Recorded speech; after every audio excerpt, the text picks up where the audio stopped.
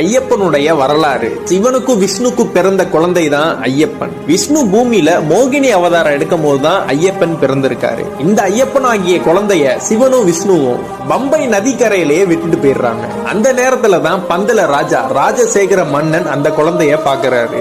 அந்த குழந்தையோட கழுத்துல மணி மட்டும் தொங்குனனால அவருக்கு மணிகண்டன் பேர் வைக்கிறாரு. தனக்கும் ரொம்ப வருஷமா குழந்தை இல்லாதனால அந்த குழந்தைய இவர் வளர்க்க ஆரம்பிக்கிறாரு. இவரோட அரண்மனைக்கு அந்த குழந்தைய கூட்டிட்டு போய் பாசத்தையும் வீரத்தையும் சொல்லி கொடுக்கிறாரு இந்த பந்தல ராஜா. ஆனா இவரோட மனைவிக்கு மணிகண்டனை மகனா ஏத்துக்க பிடிக்கல. மணிகண்டனுக்கு 11 வயசு ஆகும் போது மணிகண்டன் தான் அடுத்த ராஜான்னு சொல்லி நாடு முழுவதும் பேசப்பட்டது.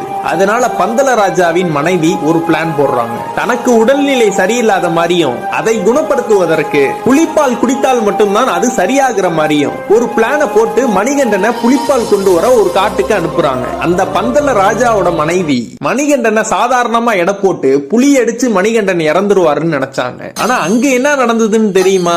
ஆனா நம்ம மணிகண்டன் புலிப்பால் கறந்தது மட்டும் இல்லாம ஒரு புலி பட்டாளத்தோடைய புலிகளனா கூட்டிட்டு வராரு மணிகண்டன். அதுக்கப்புறம் அந்த பந்தல ராஜாவின் மனைவியும் பார்த்து வியந்து போய் மணிகண்டனின் காலில் விழுந்து என்னை மன்னித்து விடுங்கள்னு சொல்றாங்க.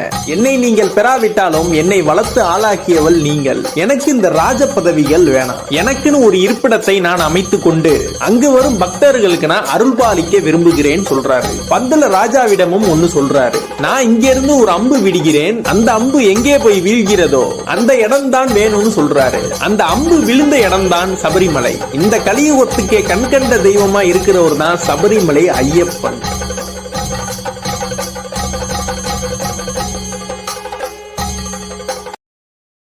Download ShareChat.